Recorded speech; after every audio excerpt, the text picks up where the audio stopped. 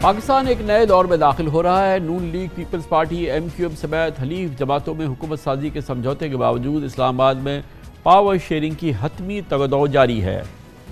پنجاب اور سندھ کے بعد کے پی اور بلوچستان اسمبلی کے اراکین نے حلف اٹھا لیا ہے۔ کل قومی اسمبلی کے اراکین بھی حلف لیں گے، جس کے بعد اسپیکر، ڈپٹی اسپیکر اور وزیر اعظم کے انتخابات کے بعد اگلے ہفتے سے ملک میں نئی جمہوری سفر کا آغاز ہوگا۔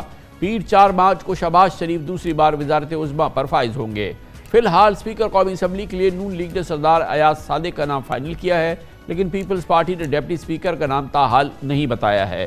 حکومت سازی کے مراحل سے لگتا ہے کہ بظاہر مخلوط حکومت نون لیگ کے قابو میں رہے گی۔ آج اسلام آباد میں نون لیگ کی پارلیمانی پارٹی کا اجلاس ہوا۔ پارلیمنٹ ہاؤس میں پرائم منسٹر الیکٹ شہباز شریف نے اپنے پارٹی قائد میاں نواز شریف کا استقبال کیا۔ آج ہی نون لیگ کے پیپلز پارٹی اور ایم کیو ایم سے بھی حکومت سازی پر مذاکرات ہوئے۔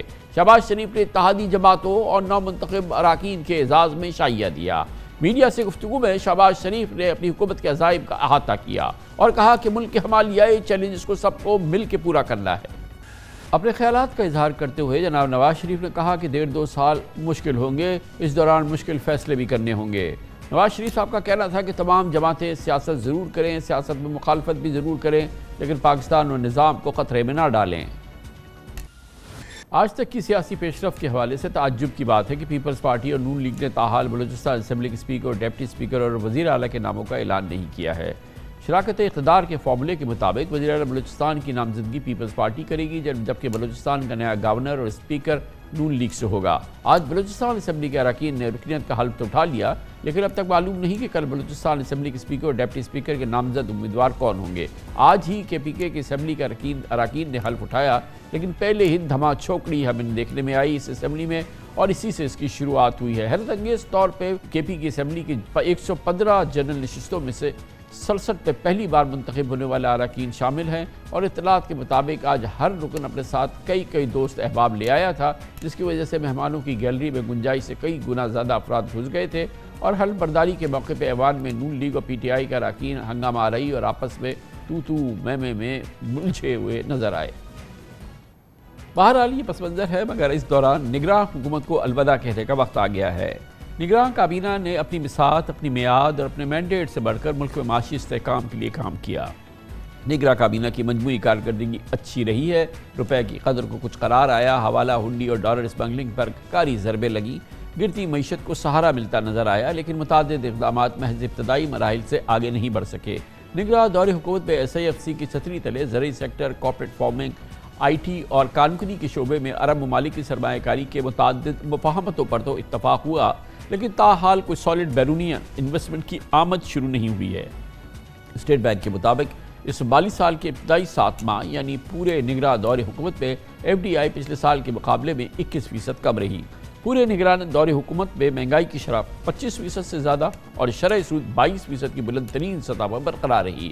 بجلی اور گیس بھی مہنگے ترین ریٹ پر پہنچ گئی ہے، جس کی وجہ سے کاروباری لاگت نے صنعتوں کی پیداوار کی صلاحیت کو بری طرح سے متاثر کیا ہے۔ ایکسپورٹ انڈسٹریز کو بجلی اور گیس کے مسابقتی ریٹ پر دینے کے اعلانات تو ہوئے، لیکن ٹھوس عمل درآمد فی الحال نہیں ہوا ہے۔ البتہ حوصلہ افزا بات یہ ہے کہ اس مالی سال کے ابتدائی 6 ماہ میں ایکسپورٹس میں تقریباً 8% اضافہ ہوا اور امپورٹس تقریباً 14% گر گئیں، اور اس سے مالیاتی خسارے میں تقریباً 32% کی کمی آئی، جو یقیناً ایک بہت اچھی ڈیولپمنٹ ہے، ایک بہت اچھی کارکردگی ہے۔ اس موضوع میں بات کرتے ہیں اور اس کے لیے ہمیں جوائن کر رہے ہیں جناب گوہر اعجاز، نگران وفاق صنعت و تجارت اور داخلہ۔ بہت بہت شکریہ گوہر اعجاز صاحب، آپ سے بات ہو رہی ہے، اور یہ اب نیا دور کل سے شروع ہو رہا ہے۔ نئی اسمبلی کل اس سلسلے میں حلف لے لے گی اراکین قومی اسمبلی کے۔ بظاہر اوور آل جو ہے نگران کابینہ کی کارکردگی بہت مناسب رہی ہے، کافی بہتر رہی ہے، میں تو یہ کہوں گا۔ وہ کیا اقدامات ہیں جو آپ نے، کیونکہ آپ کے پاس صنعت تھی، تجارت تھی، معدنیات، یہ تمام بڑے امپورٹنٹ آپ کے پاس پورٹ فولیوز تھے، جس پہ آپ کو فخر ہو رہا ہو یا آپ کو سیٹسفیکشن ہو کہ آپ نے اس دور میں قوم کی یہ خدمت سر انجام دی؟ وہ کیا لیڈنگ چیزیں ہیں جو کہ آپ سمجھتے ہیں جس پہ آپ کو سب سے زیادہ سیٹسفیکشن ہو؟ بسم اللہ الرحمن الرحیم۔ کامران خان صاحب، تھینک یو ویری مچ۔ اگر میں سب سے پہلے دیکھوں تو 17 اگست کو کیئر ٹیکر جو ہے کیبنٹ نے جو ہے وہ ذمہ داری سنبھالی، اور میں اگر اس دن کا ماحول بتا دوں تو اس دن کا ماحول یہ تھا کہ ہر آدمی کہہ رہا تھا کہ فلائٹ آف کیپٹل ہو رہی ہے. کرنسی جو ہے وہ 17 اگست سے 31 اگست کے درمیان اگر آپ کو یاد ہو تو 340 روپے کا ڈالر پہنچ گیا تھا اوپن مارکیٹ میں. انٹر بینک میں اس کا ریٹ 305 روپے تھا. اور 3 دن ہمارے پاس تھے IMF ایگریمنٹ کے حساب سے کہ جناب 3 کنزیکٹیو ڈیز جو آپ کی اوپن مارکیٹ کا ریٹ ہے اس کے برابر آپ نے انٹر بینک کا ریٹ کرنا ہے.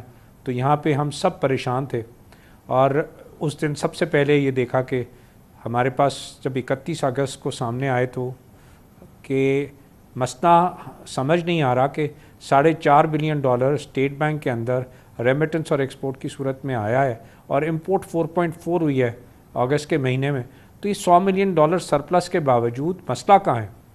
تو وہ جب میں نے افغان ٹرانزٹ کے نمبرز نکالے کامران خان صاحب تو پتہ چلا کہ جو افغان ٹرانزٹ $2 بلین کا ہوتا تھا وہ جب ہم نے 2022-23 کے سال میں اس پہ ریسٹرکشن لگائی امپورٹ کی تو تمام چیزیں جو ہے وہ افغان ٹرانزٹ میں آنا شروع ہو گئیں اور جس کی وجہ سے ہماری جو ریمیٹنس تھی آپ حیران ہو جائیں گے جب میں نمبرز دیکھتا ہوں کہ جو جولائی 2023 کا ریمیٹنس کا نمبر ہے وہ 2022 سے $700 ملین کم تھا اور جو 2 اگست کا مہینے کا ریمیٹنس کا نمبر تھا وہ پچھلے سال کے مقابلے میں $800 ملین کم تھا.